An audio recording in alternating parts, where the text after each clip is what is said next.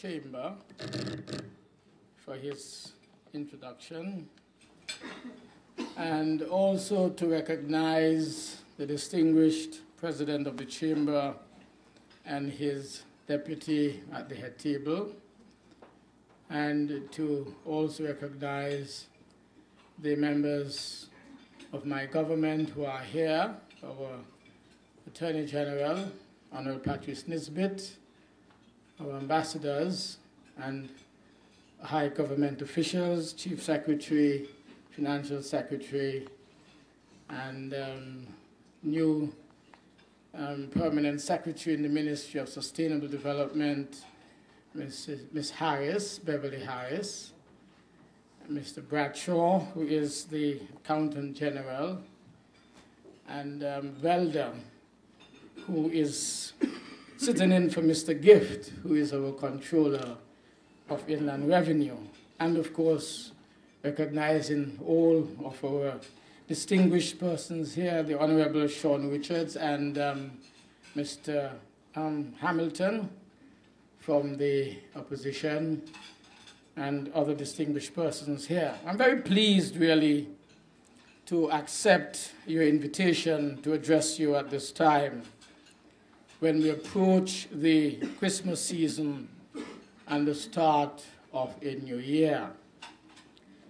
This annual luncheon meeting provides us an opportunity, a very important opportunity, to share in the spirit and good cheer of the season, and take this opportunity to wish you all a peaceful Christmas and an enjoyable Carnival 2012-2013. Visiting with you today is also an opportunity to engage in dialogue on matters related to the economy and the nation as a whole, and to share plans and projections in relation to the upcoming year. The private and public sectors are real partners in the development process. And as a government, we provide the policy framework that allow you as private sector entities to seize upon opportunities that generate profits for yourselves, profits for your companies, and of course, for your families. But at the same time, profits enhance economic activity. Profits create job opportunities for our people and advance the well-being of our citizens and our residents. My government has been consistent in espousing and executing our own philosophy that it is our private sector that must be the engine of growth and must convert the opportunities created by the government policy into concrete business projects and ventures that accelerate the pace of economic growth in our federation.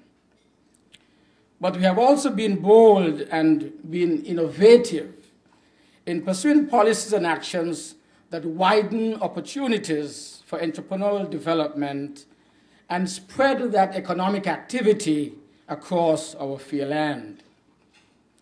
Of course, the public and private sectors in our federation have been adversely affected by the global crisis that started in the United States housing market back in 2008 and has spread to nearly all sectors of the global economy, leaving a trail of unemployment, a trail of business failures, unsustainable public debt, fiscal mayhem, and economic despair that still linger on some 4 years later. Indeed, the United States of America has seen its debt move beyond 100% of GDP, and it now stands on the edge of fiscal cliff that threatens to push its economy into another recession with adverse consequences for growth prospects around the entire world. In Spain and Greece in particular, the huge fiscal imbalances and massive escalation in debt have captured the attention of the international press. But even more devastating is the level of youth unemployment which in both of these countries is in the region of some 50%. In other words, in these developed countries, these advanced economies in Europe, every other young person is unemployed. Every other young person is unemployed. Moreover, even China and Brazil, that had seemed invincible in the early years of this crisis, have been forced to significantly reduce their growth expectation. It is not surprising, therefore, that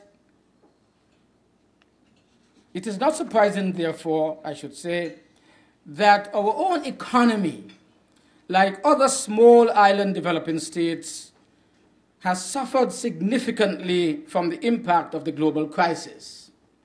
However, through what I describe as bold and effective policy framework established by my government, the finances of the government are much stronger now than at the start of the crisis back in 2008.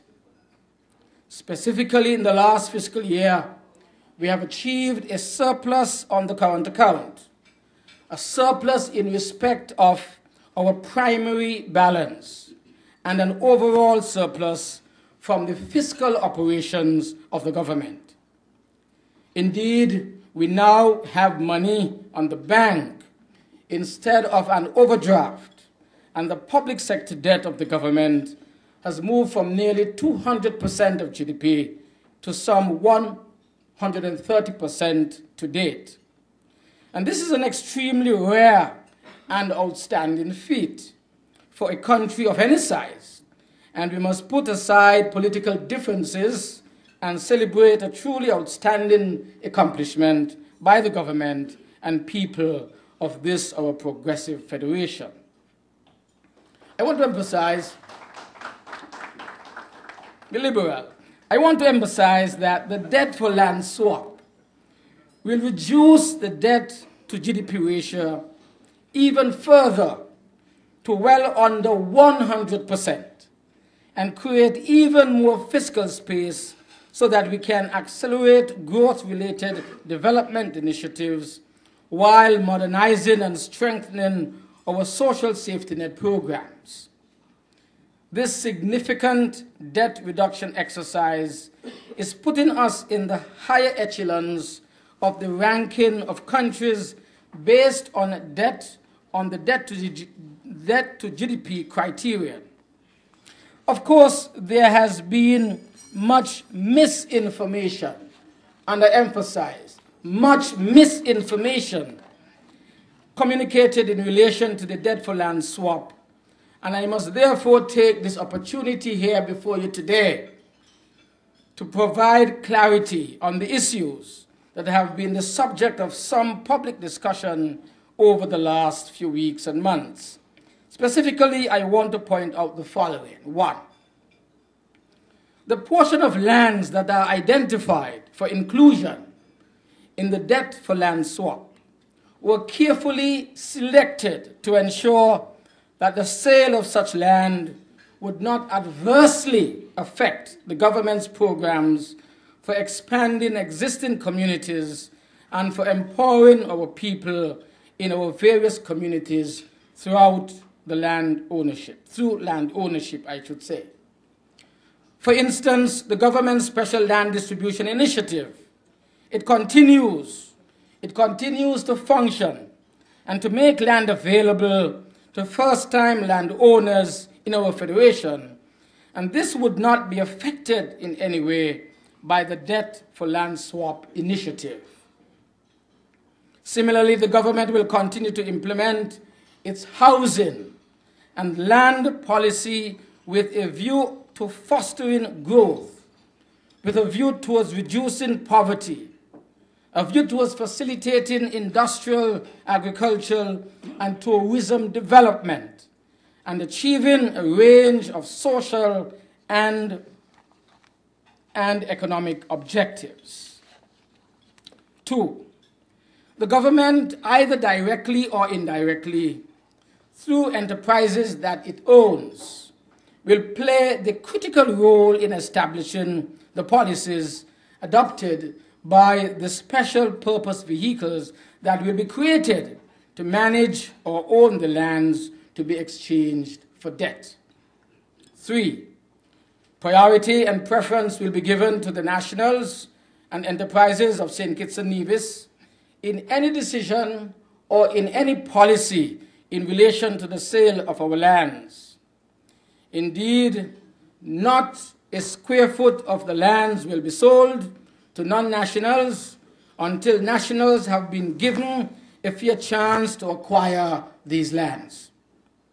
In addition, in allocating the lands, due regard will be taken of the intended use of the land, with a view towards ensuring that our people, our own people, enjoy maximum benefits and advantages from the allocation of such lands. 4, any sale of the lands would be based on clear and transparent rules and criteria that would minimize unnecessary and time-consuming bureaucratic involvement in the allocation process and would ensure that there can be no perception of political or other unjustifiable biases affecting the decision-making process. This would be supported and bolstered by introduction of a new comprehensive investment code that would ensure that duty and tax incentives are also based on clear and transparent rules that would eliminate any perception of bias in favor of the foreign investor or any other group of investors. 5, the lands, they will be sold at fair market value, and all proceeds of these sales in excess of the outstanding debt will be paid into the consolidated revenue fund of our government. Alternatively, the government may decide to resume direct ownership of those same lands, remaining after the relevant debts have been paid off. We have the right to decide that we don't want to sell anymore and simply retain them from the special purpose vehicle. 6, the debt for land swap will reduce the government debt by $900 million, or just under $1 billion. In other words, our people of this generation and future generations would be spared, I emphasize, would be spared this massive burden and would avoid the additional taxes that would have become necessary to service such a large debt. This is an issue which is often ignored, and it is ignored in the public discussion surrounding the debt for land swap. I have not heard any view expressed in relation to how the debt would be repaid without the implementation of the debt for land swap initiative.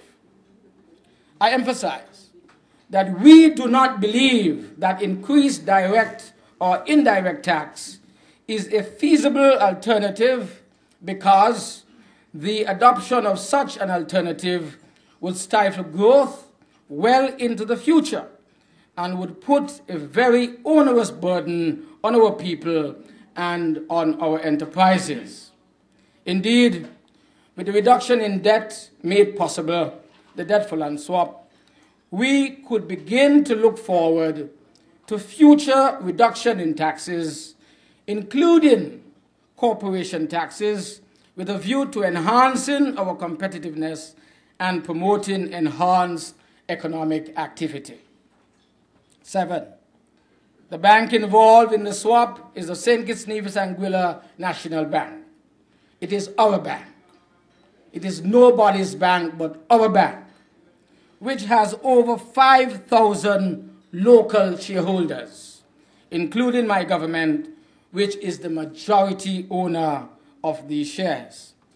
National Bank has a proud record of serving the needs of our local economy and our local people.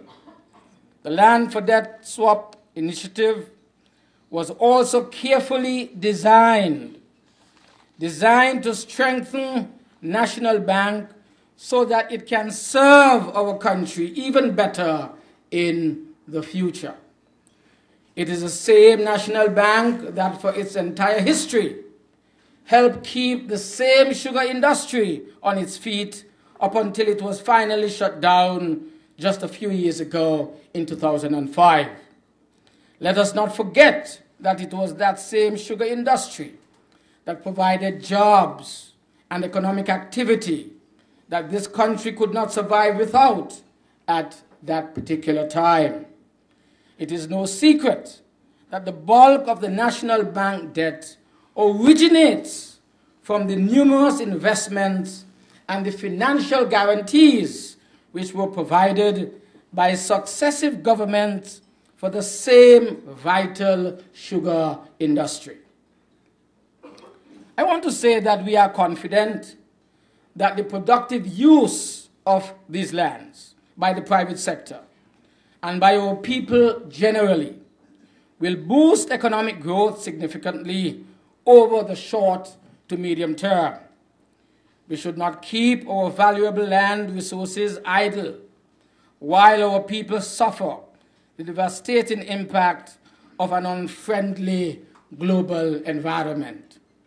We must put the land to use for the advancement of our federation and for building an economy that will generate employment and entrepreneurial opportunities for our people of this generation and the future generations of our proud St. Kitts and Nevis. It is not only foreign investors who have ideas in relation to the use of our lands. I have great confidence in the creativity and the resourcefulness of our people, and I am persuaded that with the careful management for which my government is renowned, the debt for land swap will generate an abundance of wealth creation opportunities for our enterprises and for our nationals, those who are home and those who are living abroad. Notwithstanding the tight fiscal stance that we have had to adopt to address the problem of mounting debt, we continue to exert every effort to stimulate the local economy, and we have managed to keep the economy from going into a prolonged period of recession. Indeed, all the projections suggest that we would return to a path of growth in 2013 next year.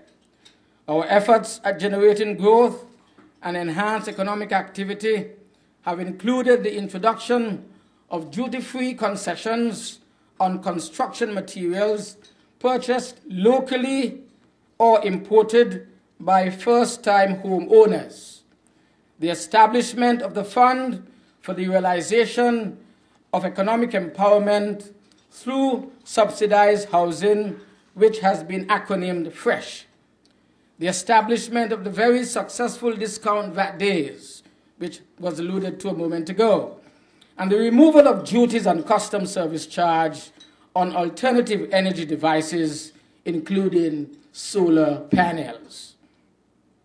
We believe that easy access to affordable clean energy must constitute a critical component of any growth strategy.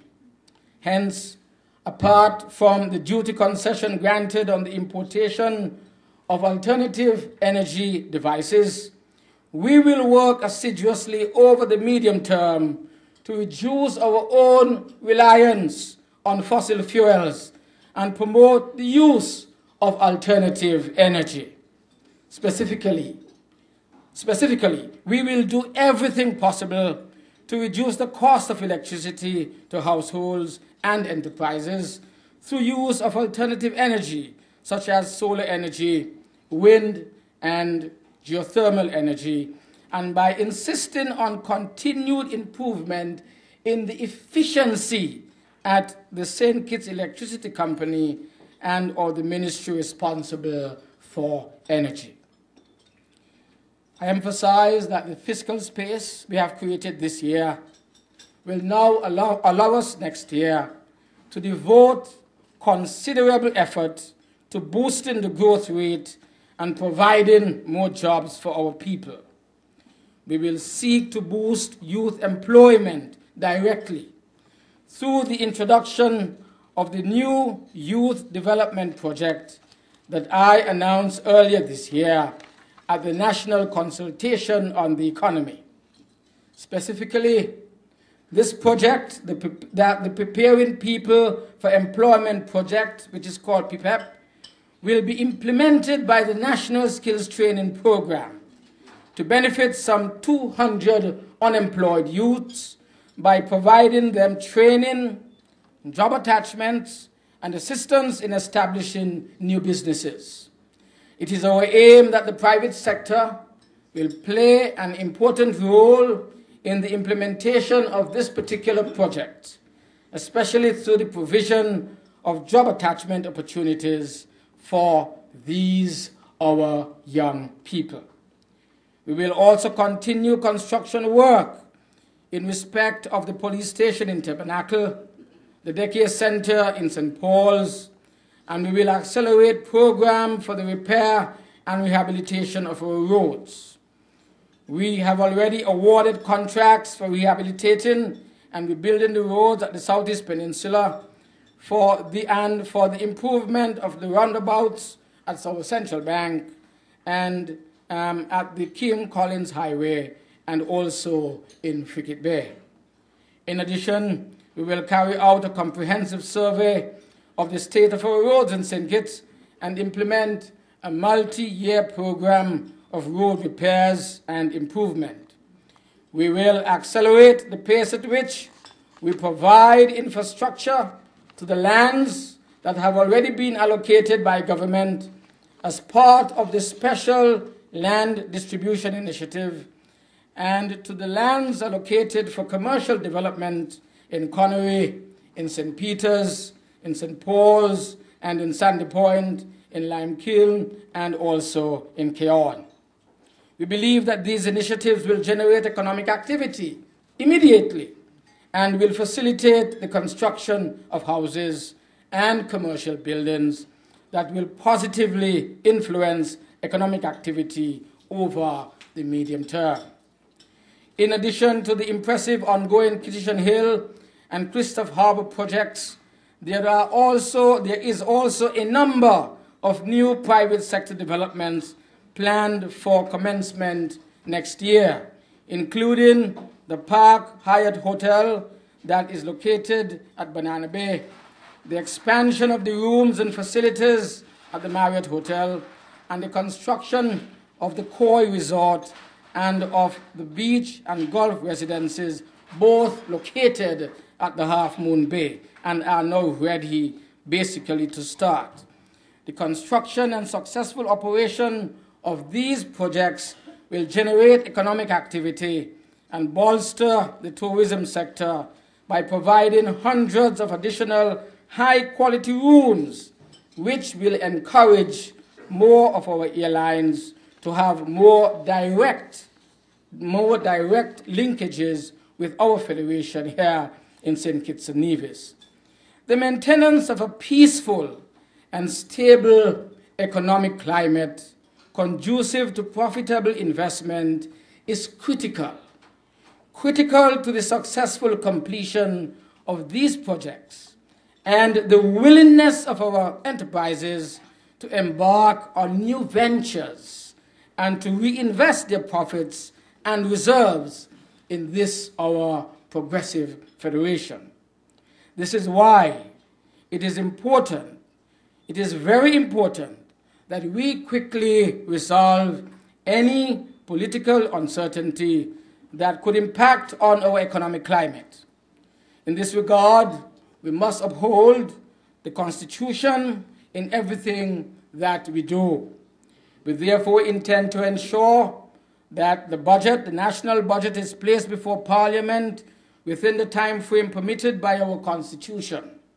Moreover, there are 3 draft resolutions of no confidence in the government in circulation in our federation, and we expect that these issues will be addressed in accordance with the Constitution and with the relevant statute.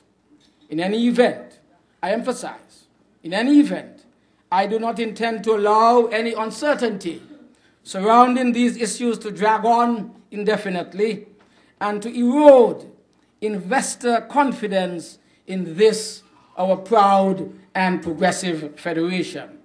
And so, you can be assured that I will take timely and appropriate action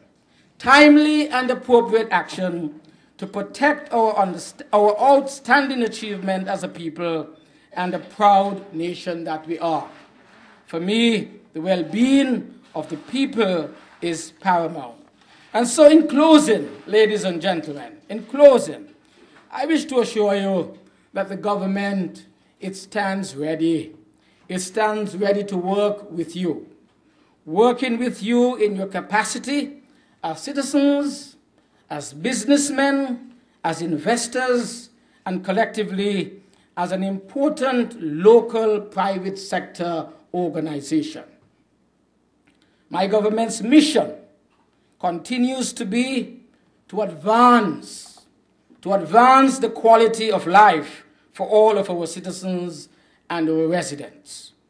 We have consistently carried out this mission through effective public-private partnerships and effective strategies for the continued development of our federation. Partnerships that transcend, partnership that must transcend petty political squabbles, and strategies that progress meaningful change that my government has initiated in this, our beloved and progressive country. May God continue to bless our land. May God continue to bless our people and our bountiful God-given and man-made assets that we have. I thank you.